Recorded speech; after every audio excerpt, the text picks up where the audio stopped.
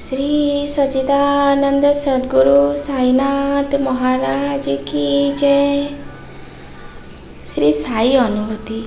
आज मु मोर छोटिया अनुभूति आपण मानकु कहबी। बाबा बहुत दयालु। बाबा मो आखिर लुह केबे देखि पारंतेनी। मु जेतेबेले भी असुविधा पड़ी थाए बाबा मते निश्चित साहाय्य करने को आसी थांती। जीवन रे बाबा को केबे भी भूलिबिनी। मो बाबा मो पई सबु किछि। मो साई को स्कूल नहीं कि जाई थाए। स्कूल घर को नहीं कि आसिली। हेतु हठात मो कान रे हाथ बाजी गला। मो कान रे इयरिंग्स टी नाई। सेटू मनटा भल लागिलानी। सुना हजिबा भी भल नुह। बाबा कौन करी मन भीतर बहुत द्वंद्व सृष्टि है।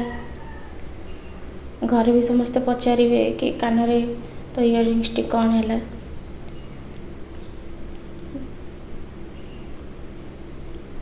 कौन करी सेठू क्या किसी कहली नहीं। पुणी चलिली किछि बाट गली। किछि बाट गला परे पुणी घर को फेरिकी पलि आसिली। बाबा को खाली मु गोटे कथा कहूए, रेहेम करो बाबा, रेहेम करो बाबा, दया कर बाबा, दया कर बाबा। खाली कहीका पुणी घर को पलि आसिली। जो साल टी घोड़ी होती से साल को जिते भी देखिली से नहीं। पुणी घर को आसिकी देखिली जो जगार किछि भी नथिला। जो से जगार मु देखी सेठी इयरिंग्स पड़ी नथिला। पुणी से साल को एते देखिली जे को जगार भी लगी नथिला। पुणी खाली साल को टिके एमती हल्ई देली।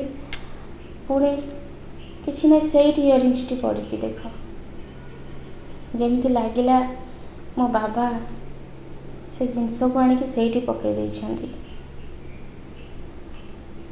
बाबा बहुत दयालु। बाबा सबु बेले आम सांगरे अछंती। बाबा को भरोसा विश्वास करंतु। बाबा केबे भी आम हाथ छाड़बेनी। जिते बेले भी मु डाकिछि जो जिनसटे पाइनी अनुभूति तो बहुत अच्छी। जो जिनसटे मु पाइनी मो बाबा को मु डाकिछि। बाबा सांगे सांगे मो दुख शुणी छंती। बाबा कथा कौन कहबी। मु से मोर बापा माँ आउ सबु किछि। बाबा को कथा कहले तो 7 जन्म जाए भी सरीबनी। बाबा बहुत दयालु। बाबा तो कहते मत साई बोली डाकी दियो। विश्वास मु तुम पाखक दौड़ी आसबि। बाबा को ऊपर भरोसा और विश्वास रखंतु। बाबा सबु बेले हम सांगरे रहिबे।